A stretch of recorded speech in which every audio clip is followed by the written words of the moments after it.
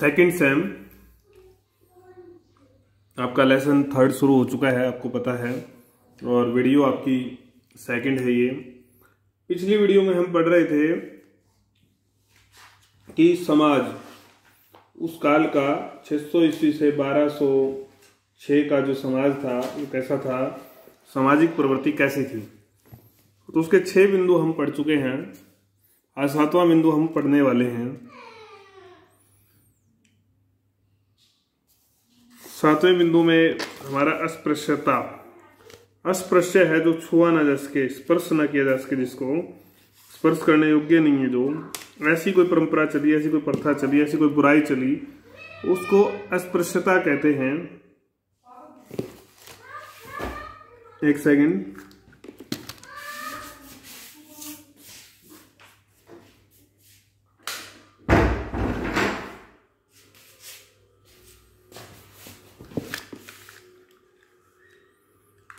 तो अस्पृश्यता में क्या विशेषता थी अस्पृश्यता की? एक भेदभाव वाली जो है प्रथा थी, परंपरा थी। यहां तक कि कई बार तो एक ही जाति आगे कई उपजातियों में विभाजित थी और उनमें भी परस्पर भेदभाव रहता था। उपजाति जातियों में भी भेदभाव की भावना जो है इसमें रहती थी।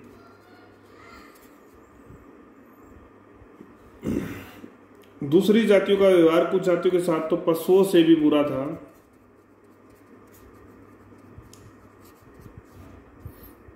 उनका काम क्या क्या था? साफ सफाई, मृत पशुओं को उठाना, खाल उतारना, जूते बनाना और शिकार करना, ये इनके काम थे। इनको अंत्यज, अछूत, अस्पृश्य ये नाम दिए गए थे।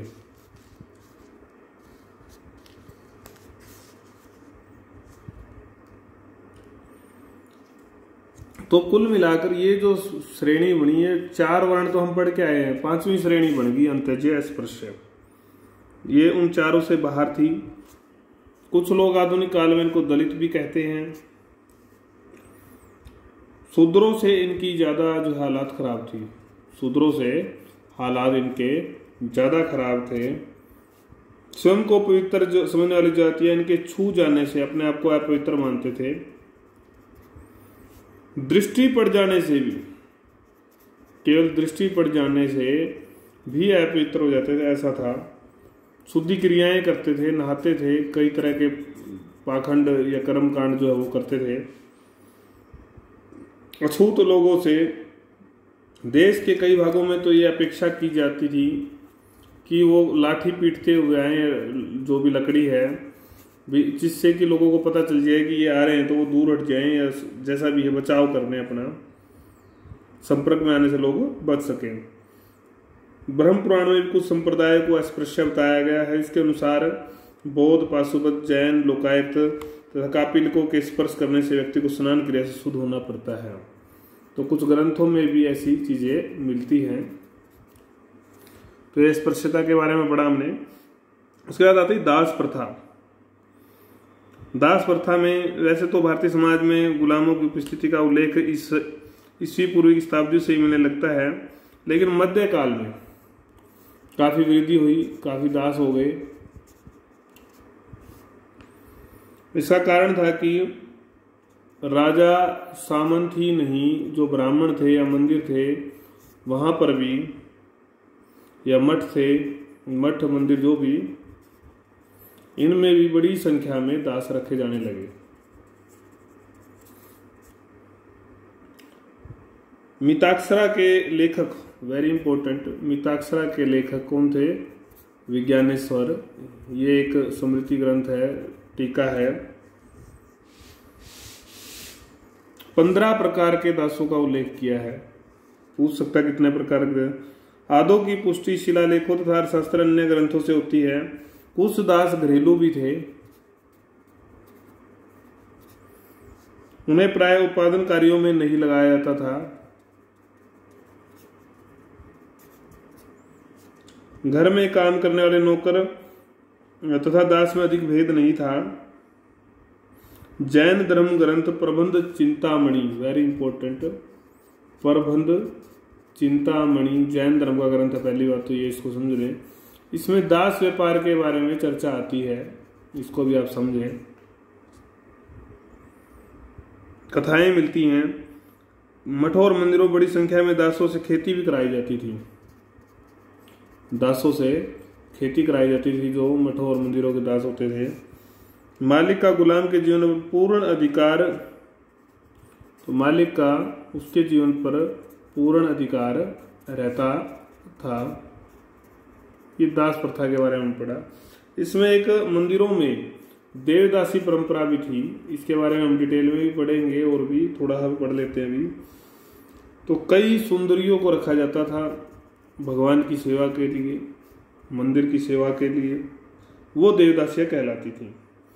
देवता की पत्नी मानते थे उसको, या सेविका, परिचारिका, परिचारिका नौकरानी या सेविका जो उसकी परिचार करेगी। तंजौर का जो राजेश्वर मंदिर था उसमें 400 दासियां थी, ऐसी 400 देवदासी थी। पुराणों में धार्मिक दासता के रूप में आधार मिलता है। सोम पुराण में भी कहा गया है कि सूर्य लोक में स्थान पाने के लिए सूर्य मंदिर में सुंदरियां होनी चाहिए। यहाँ तक भी कहा गया कि सुंदरियों को खरीद कर लाया जाए चाहे, लेकिन जरूर वहां पर होनी ही चाहिए वो। स्त्रियों की स्थिति देखा ही आपने देवदासी परंपरा में, और भी हम पढ़ते हैं स्त्रियों की स्थिति। तो स्थिति से मतलब हमारा कुल मिलाकर अधिकारों से है। उनको कितने अधिकार थे, पुरुष समाज को कितने थे।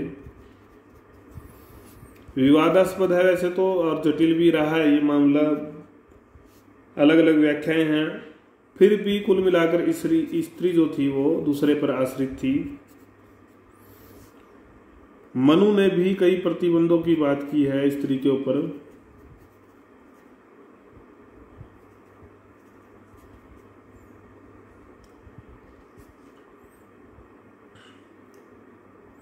अध्ययन काल में स्त्री की स्थिति में पहले की तुलना में गिरावट के प्रमाणों के रूप में हम डिटेल में पढ़ते हैं। पहला पॉइंट है बहुपत्नी।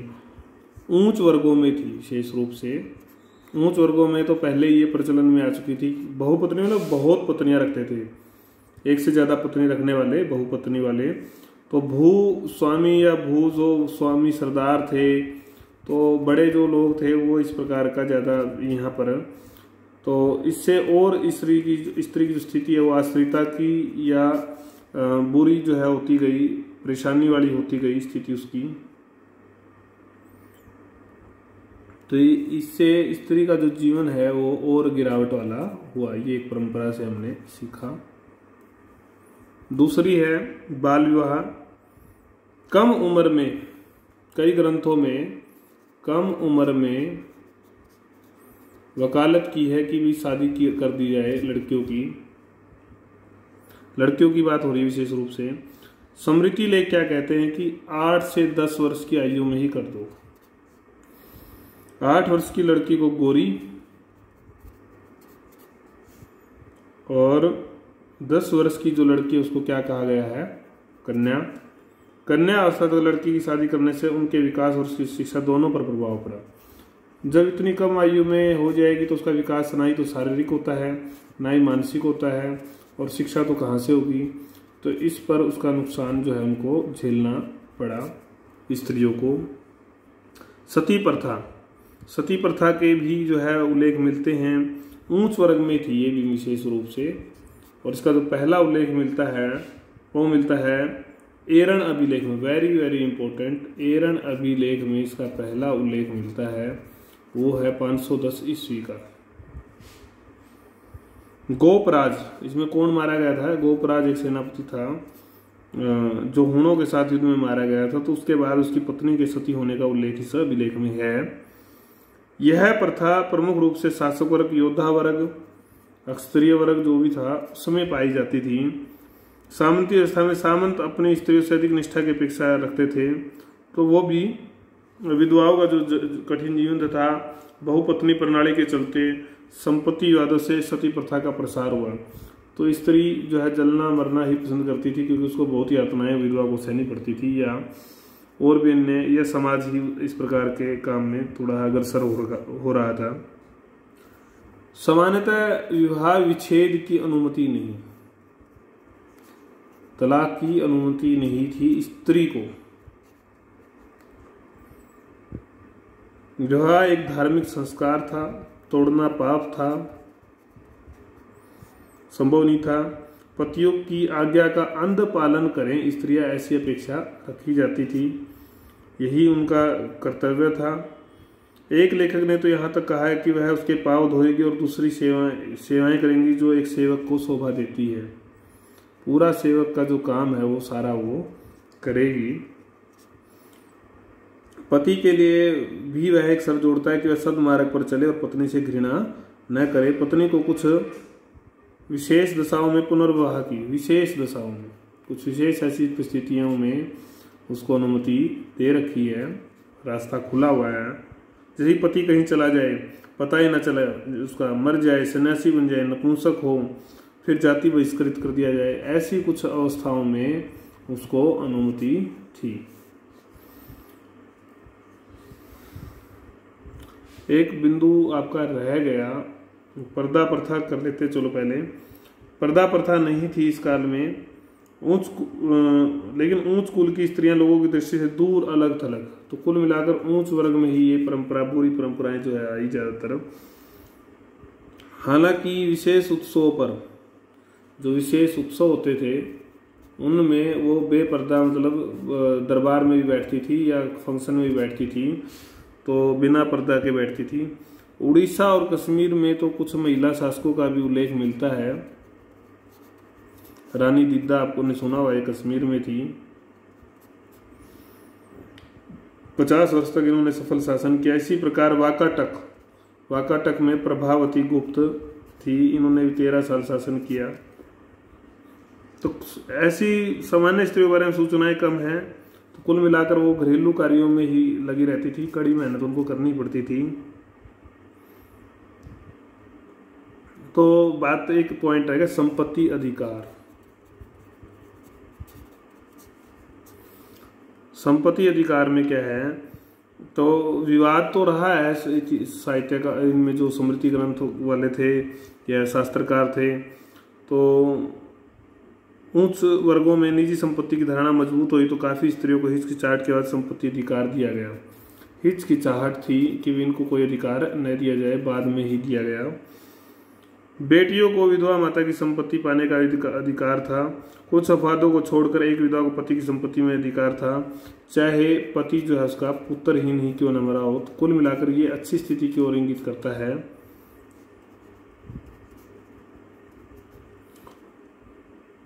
स्पष्ट है कि परिवार की संपत्ति को सुरक्षित रखने के लिए स्त्रियों को यह अधिकार मिला।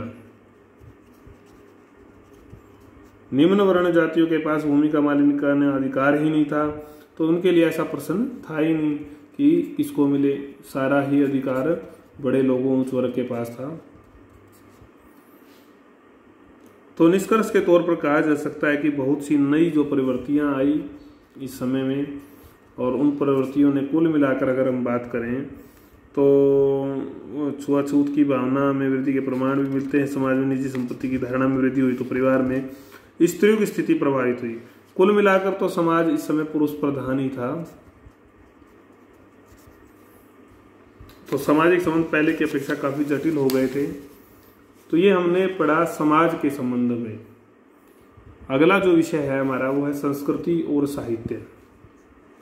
संस्कृति के बारे में जब हम पढ़ेंगे तो संस्कृति में इन्होंने लिया धर्म को, धार्मिक आंदोलन को पहले लिया। इसमें धार्मिक आंदोलन और विश्वास, तो विश्वास थे, मत थे अपने अपने।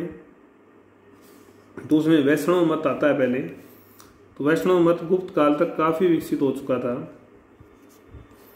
विष्णु का अवतार का सिद्धांत, अवतारवाद, इसमें ज्यादा पॉपुलर रहा कि भगवान के अवतार हुए, उन अवतारों की मूर्तियां भी बनाई गई, उनको पूजा गया। तो मूर्ति पूजा में जो है काफी उल्लेखनीय वृद्धि होती है। धीरे धीरे प्रादेशिक विष्णु के अवतारों को प्रादेशिक भाषाओं दंत कथाओं में शामिल किया गया।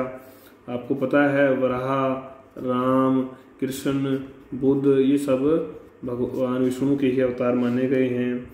सर्वाधिक लोकप्रिय जो अवतार थे वो थे कृष्ण जी।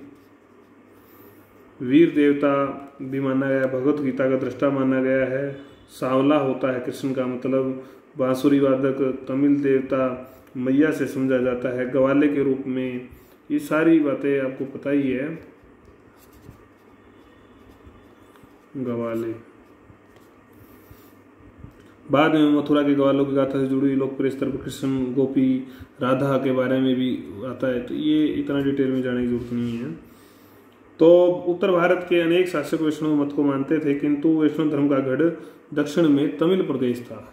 तमिल प्रदेश गढ़ था इसका, वहाँ वैष्णव और शैव के झगड़े भी थे। तो यहाँ पर यह आंदोलन चलाया अलवार संतों ने। किन्होंने? Alvar, very important. इनके अनुसार भक्ति, प्रेम,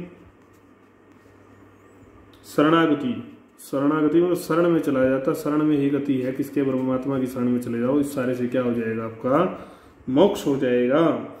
एकेश्वरवादी थे, मतलब एक भगवान की, एक ईश्वर की पूजा करने वाले थे। बाद में आचार्यों ने कर्म, ज्ञान और भक्ति का भी सम्मिश्रण किया।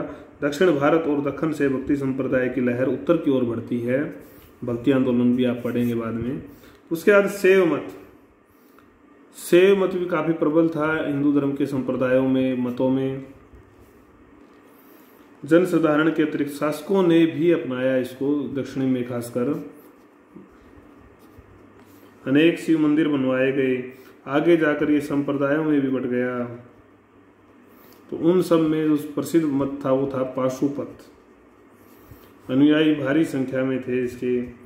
महाकाल मंदिर जो है विशेष आपको पता होगा, उज्जैन में है, इम्पोर्टेंट है। उज्जैन मध्य प्रदेश में है।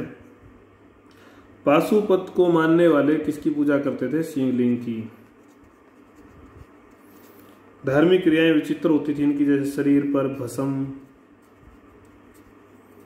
जप के बाद अट्टहास, गाना, नाचना, ये सारी क्रियाएं थोड़ी ही अजीब लगती थी कुछ लोगों को। हुंकार भरना, शमशान के पास रहना,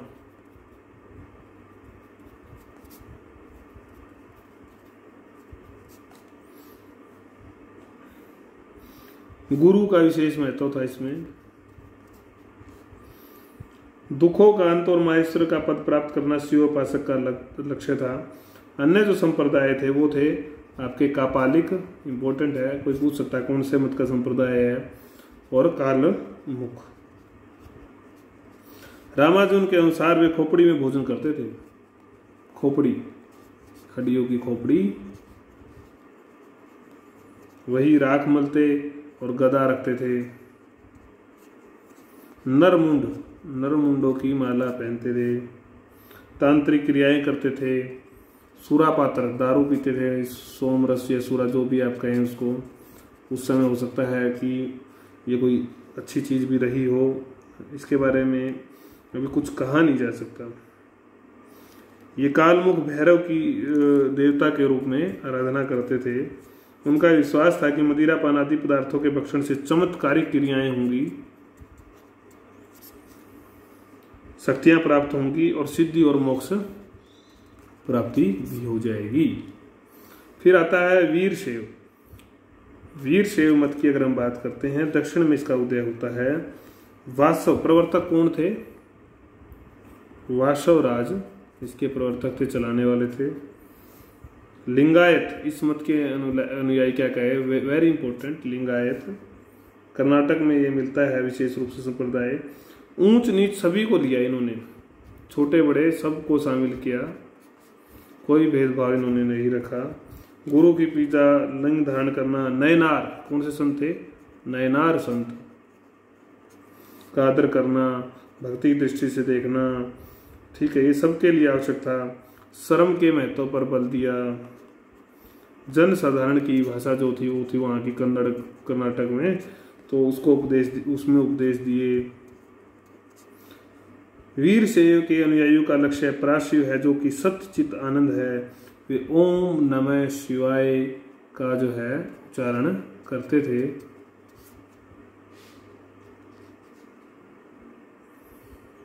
शाक्त मत, उसके बाद आता है शाक्त। प्राचीन काल में शक्ति से संबंध इसका मध्यकाल में काफी हो गया था। तो शक्ति पूजा का इनका सिद्धांत था, शक्ति पूजा विशेष रूप से करते थे। ईश्वर अपनी शक्ति की सहायता से ही सृष्टि का धारण और संहार करता है, अतः शक्ति की पूजा परम देवता की अर्धांगिनी के रूप में की जाए। पार्वती, उमा, माहेश्वरी, लक्ष्मी के रूपों में शक्ति पूजा का प्रचलन हुआ। पार्वती, उमा, माहेश्वरी, लक्ष्मी, इनका शक्ति के रूपों में पूजा इनकी शुरू होती है। दूसरा चरण क्या था? दूसरा प्रचलन बढ़ने का दूसरा कारण था अनेक जनजातियों और आदिवासियों का भारतीय हिंदू समाज में मिलना। आदिवासियों में प्रचलित मातृ देवी की पूजा को शक्ति पूजा में ग्रहण किया गया। तो आदिवासी और ये वनवासी लोग भी इसमें शामिल हो जाते हैं।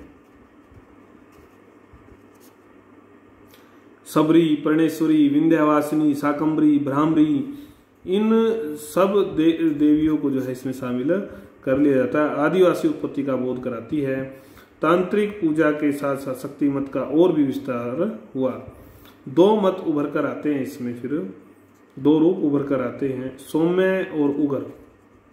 सौम्य और उग्र। सौम्य और उग्र की अगर हम बात करते हैं तो इसमें क्या होता है? जो सौम्य रूप है आपके, सौम्य में है आपके रूप है उमा, गौरी, देवियों के रूप पार्वती, और जो थोड़े उग्र हैं, उग्र मतलब जो थोड़ा गुस्सा या जिसमें शक्ति ज्यादा है, तो वो है काली, भैरवी, चंडिका, ये फिर इसमें आते हैं। फिर आता है आपका तांत्रिक मत। तांत्रिक मत के अनेक तत्व प्राचीन काल में जनसाधारण में प्रचलित थे। अथर्ववेद में भी मिलता है इसका। प्राचीन काल में हम जाएंगे, आपने पढ़ा था, याद होगा। नहीं याद है तो अच्छी बात नहीं है, ये आपको याद रखना चाहिए। अथर्ववेद, परंतु 7वीं शताब्दी में इसका व्यापक विकास हुआ, सारे भारत में उत्कर्ष हुआ। कश्मीर, पंजाब, नेपाल, कामरूप, बंगाल, मध्य भारत, दक्षिण में अत्यंत लोकप्रिय हुआ, व्यापक हो गया।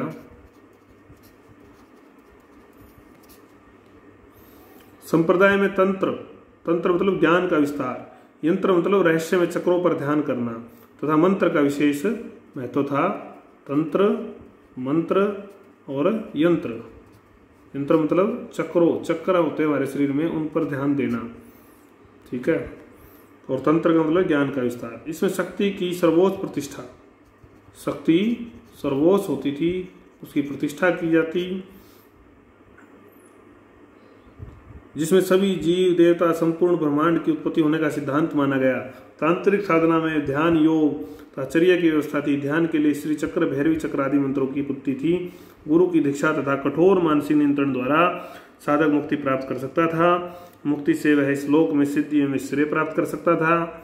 मुक्ति से विप्राय इष्ट देव के साथ अदेव भाव की प्राप्ति थी। तांत्रिक मत में पंचमकार, वेरी इंपॉर्टेंट, पंचमकार, पंचमय थे। क्या थे वो? मध्य, मध्य मतलब शराब, मद्यपान, मत्स्य, मांस, मुद्रा और मैथुन का भी महत्व है, जिसके कारण इस मत की निंदा भी की जाती है कि ये गलत चीजें सारी इसमें जुड़ी हुई हैं, तो निंदा भी होती है। परंतु पंचमकार संबंधी साधना साधारण उपासक के लिए वर्जित थी। इसकी अनुमति केवल उस स्तर पर पहुंच के लिए साधक के लिए थी। मुक्ति के लिए 3 चरण थे। प्रथम पशु या साधारण साधक, दूसरे वीर, तीसरा दिव्य जो संसार की द्वैत स्थिति से उपराम होकर मुक्त हो जाता है। तांत्रिक मत का प्रभाव अन्य मतों पर भी स्पष्ट दिखाई देता है। बौद्ध मत, बौद्ध के बारे में आप पहले ही पढ़ चुके हो, बौद्ध मत के बारे में ज्यादा बताने की आपको जरूरत नहीं है। तो लेकिन इस समय बौद्ध आचार्यों में क्या आ गया था? लौकिक महत्व आ गया था। मतलब हिंदुओं के जो जिस तरह देवी देवताओं की पूजा हो रही थी, उसी तरह से ये भी लौकिक तत्व इनमें जुड़ गए थे। महायान तथा हिंदू धर्म में अंतर कम होने लगा था। तांत्रिक साधना के प्रभाव से वज्रयान संप्रदाय इसमें आता है, उसका एक तो वो तांत्रिक ज्यादा होता है। अवलोकितेश्वर, बोधिसत्व तारा की उपासना, अवलोकितेश्वर यहाँ लिख देता हूँ मैं, यहाँ से ध्यान कर लेना आप। अवलोकितेश्वर मतलब जैसे हिंदुओं में धर्म देवी देवता थे और तारा, इन देवी देवताओं की उपासना का जिक्र या मतलब इनका महत्व इसमें बढ़ता है। तांत्रिक प्रभाव के कारण बौद्ध संघ समाज में प्रतिष्ठा खोने लगता है। शंकराचार्य ने जब हिंदू धर्म के उत्थान का जब आंदोलन चलाया, उससे भी बौद्ध धर्म को झटका लगता है, हानि होती है। तुर्कियां आक्रमणों से भी हानि होती है। तो विशेष उल्लेखनीय कि पाल वंश के शासकों ने बौद्ध धर्म को प्रोत्साहित किया, जहां ये लोकप्रिय हुआ था। जैन मत अहिंसावादी। जैन कैसा था? अहिंसावादी था। अहिंसा को ये मानते थे बौद्धों की तरह, ये भी आप पढ़ चुके हो। तो लेकिन इसके जो ज़्यादा समर्थक थे, संरक्षक थे, वो थे व्यापारी वर्ग। इन्होंने इसको संरक्षित किया। इसको आज भी ज़्यादातर व्यापारी लोग इससे जुड़े हुए हैं। यह मत तांत्रिक साधना के प्रभाव से मुक्त रहा। तांत्रिक से ये मुक्त रहा। बौद्ध में जैसे तांत्रिक जुड़ गया था, लेकिन ये उससे मुक्त रहता है।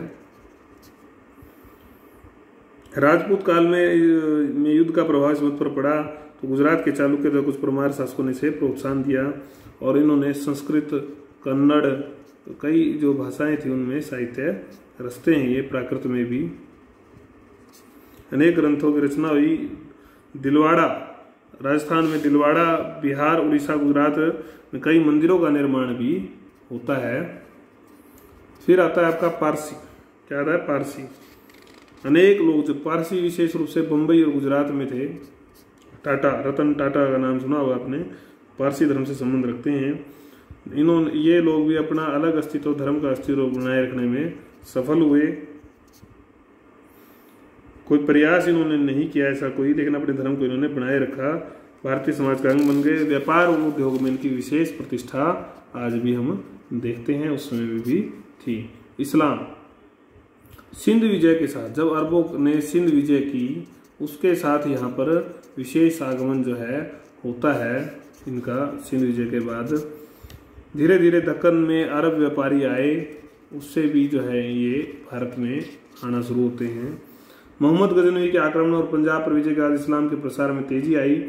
विशेष तौर पर अनेक सूफी संत भारत के समाज को प्रभावित करने लगे। लाहौर के शेख इस्माइल बिन उस्मान, सैयद अहमद सुल्तान आदि ने पंजाब और सिंध के शासकों को प्रभावित किया। मोइनुद्दीन चिश्ती भारत आए, उन्होंने अजमेर की स्थापना अपना केंद्र बनाया। कुतुबुद्दीन काकी इन्हीं के शिष्य थे। तो इस तरह से इन संतों ने भारतीयता के अनेक तत्वों को बेझिझक होकर ग्रहण किया और उनकी लोकप्रियता बढ़ती है। तो ये सूफीज़म भी, इस्लाम और सूफीज़म एक में ही समझ लें आप।